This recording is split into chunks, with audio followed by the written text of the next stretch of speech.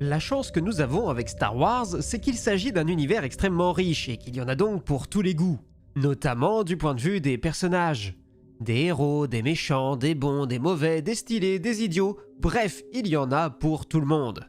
Mais le personnage dont il va être question aujourd'hui, il entre en même temps dans plusieurs catégories, puisqu'assez curieusement, il arrive à être, comme j'ai pu vous le souligner dans le titre, un peu nul, et aussi forcera de constater qu'il n'est pas complètement un manche non plus.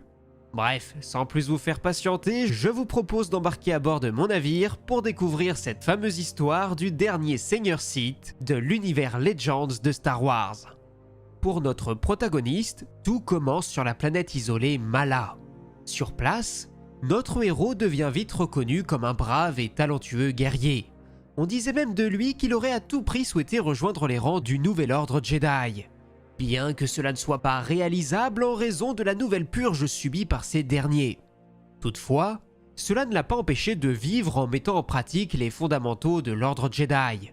Malheureusement pour lui, un jour, ce sont les Sith qui débarquent, et face à eux, aucun de ses talents n'est en mesure de faire face. Toutefois, ses compétences attirent l'attention d'un Seigneur Sith en particulier, qui décide de faire de lui son esclave. Pour le brutaliser encore un peu plus, les Sith viennent expérimenter une arme biologique sur sa planète natale qui vient annihiler toute forme de vie.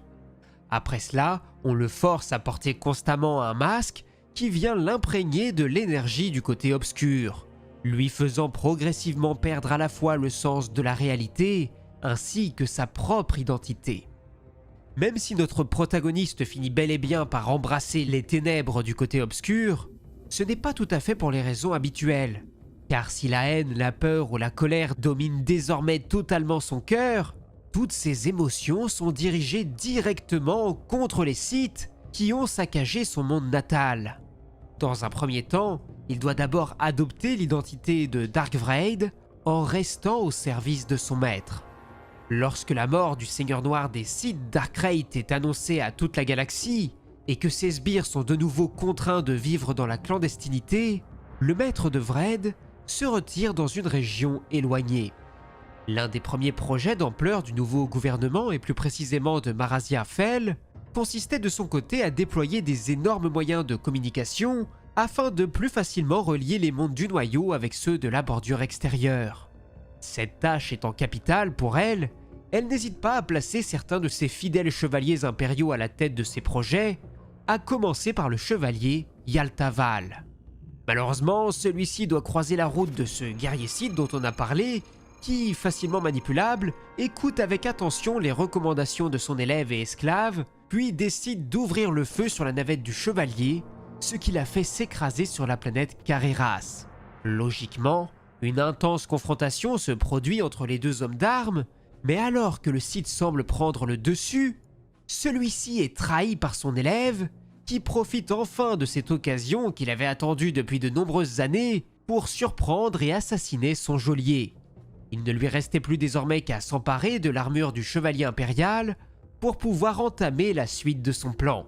Un plan qu'il a pu concevoir au fil de son incarcération.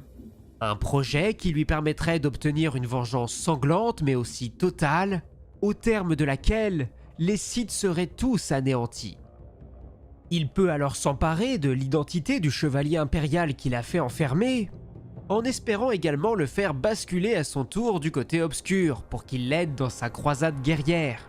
Mais de son côté, il peut surtout d'abord se rendre auprès d'un gouverneur local nommé Biala, qui, face à son autorité naturelle et à son charisme, n'ose pas se mettre en travers de son chemin ou de ses ordres. D'autant plus que d'après ses dires, ce sont de nombreux Sith qui rôdent encore non loin, et il comptait bien mettre un terme à leurs activités sans prendre la peine d'en avertir le conseil régent. Toutes les forces locales sont donc mises sous ses ordres, mais dans un premier temps, il est confronté à deux étranges individus dans une opération qui semble pourtant anecdotique, mais qui se révélera au final beaucoup plus importante qu'il n'y paraît, car parmi ces deux personnes, on trouve une certaine Anya Solo, descendante du célèbre contrebandier du siècle précédent. Celle-ci faisait maintenant équipe avec un ingénieux Mon Calamari, Sawk, et ils sont tous les deux rejoints par un puissant droïde nommé AG-37. Dans le noyau, l'absence de communication de la part de Yaltaval se fait de plus en plus remarquer. Et son ancien élève, Jao Assam, décide donc de partir à sa recherche. Il est vite confronté aux forces de sécurité, aux ordres de Darkvrade, et dans la suite des événements, il peut faire la rencontre du fameux trio évoqué plus tôt, et à eux quatre, ils essayent de rassembler tous les morceaux de l'histoire afin de lever le voile de ce grand mystère qui se présente à eux. C'est ainsi qu'ils peuvent mettre la main sur un enregistrement qui leur révèle la confrontation de Yalta avec un seigneur Sith. Ce qui les amène logiquement à croire que ce nouveau Yaltaval ne pouvait être qu'un usurpateur. Un combat peut alors avoir lieu, ce qui vient perturber le projet de plan de communication à grande échelle du faux chevalier. Au cours de ce duel, Jao peut en découvrir un peu plus sur son ennemi et sur ce qui le différencie des autres Sith, à commencer par le fait que ce dernier soit plutôt infidèle de la doctrine établie par Darkbane des siècles plus tôt, et qu'il trouve donc que l'ordre de Krayt n'est qu'une hérésie. Leur combat s'achève alors sur un match nul, et Vrede peut s'échapper sans trop de problèmes. Il retourne alors dans sa cachette sur la planète Mala, où il peut revêtir une nouvelle armure noire, qui ne manque pas d'évoquer l'image du célèbre Dark Vador. Son plan consistait maintenant à mettre en scène la future exécution de son prisonnier, ce qui lui permet ainsi d'adresser un message à la galaxie concernant la faiblesse évidente du nouveau Triumvirat. Mais avant que son horrible projet n'aboutisse, il est de nouveau intercepté par le petit groupe de héros qui vient au secours du chevalier impérial. Mais une fois encore, Vrede parvient à s'enfuir.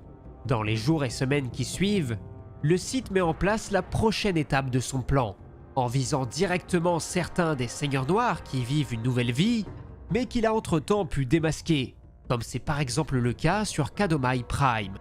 Sur Coruscant, c'est Jao Assam qui est mis aux arrêts pour avoir refusé d'obéir aux ordres de son impératrice lorsqu'il était parti au secours de son ancien maître.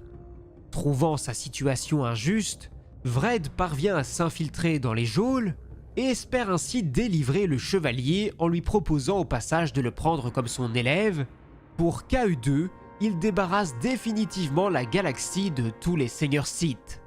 Un projet qui, sur le papier, convient parfaitement à Jao. Mais le risque qu'il y a de basculer définitivement du côté obscur pour qu'il devienne à son tour un nouveau Sith ne l'enchante guère. Finalement, celui-ci rejoint bel et bien le Sith d'un certain point de vue, mais entraîne surtout avec lui, sans le savoir, l'ensemble des chevaliers impériaux, ainsi que l'impératrice elle-même, dans un immense piège qui leur avait été tendu. Tout ce petit monde se retrouve alors sur la planète Mala, où ils sont également rejoints par des centaines de seigneurs Sith qui s'étaient donné rendez-vous sur place pour contrecarrer les plans de Vrede qui, sans cela, auraient bien pu réussir à en éliminer un certain nombre d'entre eux. C'est donc une immense bataille qui oppose chevaliers impériaux et guerriers Sith qui prend désormais place. Vrede se mêle bien sûr à la bagarre en éliminant plusieurs de ses adversaires. Mais après que les seigneurs noirs se soient fait décimer, Vrede se retourne contre ses alliés de circonstance et poignarde dans le dos l'impératrice.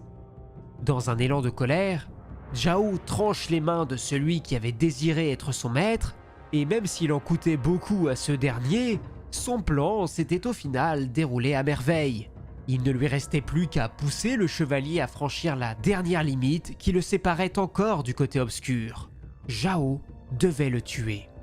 Malheureusement pour lui, et comme un certain Luke Skywalker un siècle auparavant, le chevalier impérial refuse de se laisser guider par la rage. En revanche, Anya Solo, de son côté, n'avait juré aucune allégeance au côté lumineux ou à ce genre de choses qui dépassaient totalement sa compréhension. Elle dégaine donc son arme et abat froidement celui qu'ils estimaient tous être comme le dernier des seigneurs noirs des Sith encore en vie. Était-ce la vérité ? Difficile à croire tant la voie du côté obscur semble impénétrable. Ce qui est sûr à l'heure actuelle, c'est que Darkvrade était bel et bien à notre connaissance le dernier des seigneurs noirs des Sith. Voilà, j'espère que cette petite vidéo sur un sujet qu'on a très peu vu sur le YouTube francophone vous aura plu, et que vous aurez ainsi pu découvrir un personnage assez singulier, un Sith qui de par ses objectifs, s'éloigne quand même pas mal de ce qu'on a pu connaître jusqu'alors. Une sorte de nouveau Darkbane en quelque sorte, même si évidemment il lui manquait une vision sur le plus long terme pour véritablement marquer l'histoire. Quoi qu'il en soit, je vous invite désormais à laisser un commentaire, à partager la vidéo à vos amis, à laisser un pouce bleu et à vous abonner à la chaîne pour ne rien louper des prochaines sorties. J'en profite de mon côté pour remercier tous les fidèles acolytes qui soutiennent la chaîne, que ce soit ici en cliquant sur le bouton rejoindre, ou bien alors en faisant un don sur Tipeee. De mon côté, il ne me reste plus qu'à vous dire à la prochaine, c'était Absolute et que la force soit avec vous. Ciao!